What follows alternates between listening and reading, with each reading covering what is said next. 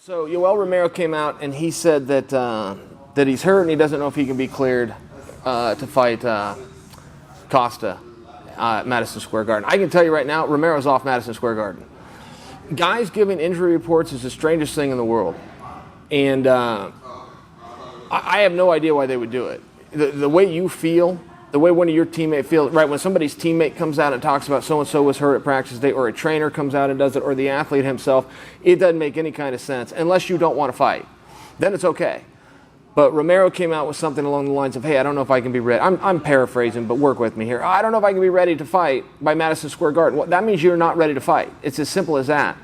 And I'll tell you guys why. And maybe you guys don't understand this, but when you go through a commission, when you go through all the medicals and all the checks and the regulation for a commission, they cover it A to Z as best as they can think of, right? From your heart rate to your flexibility, to an MRI, to a CAT scan, to a CT, to blood work, HIV, Hep B, Hep C, antibodies, antigen. They cover everything you can think of, but then they give themselves one more step in case they haven't thought of something, which is they flat out ask you in writing, is there anything we haven't thought of?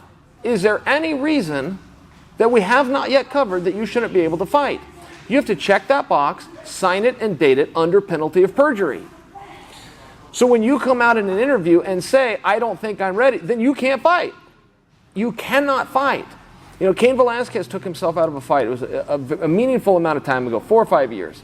I can't remember who the opponent was, but he went on SportsCenter and said, I don't think I could fight. He then goes to the commission and goes, no, everything's cool in the gang. Let's do the fight. And the commission's going, well, we have your word here, but we have your word over here too. Which one are we supposed to listen to? You told the world in the biggest media sports outlet, SportsCenter, you could not fight. So we have to cancel the fight. So whenever guys do that, fair enough, just know what you're doing.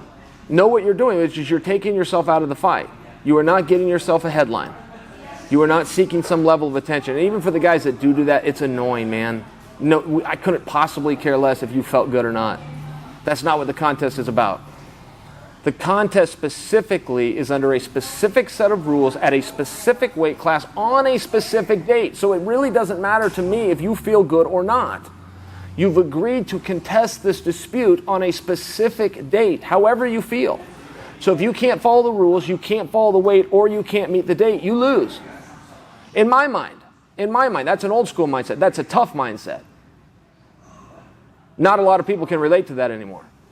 It doesn't matter from the fighters to the fans. They've all become weak.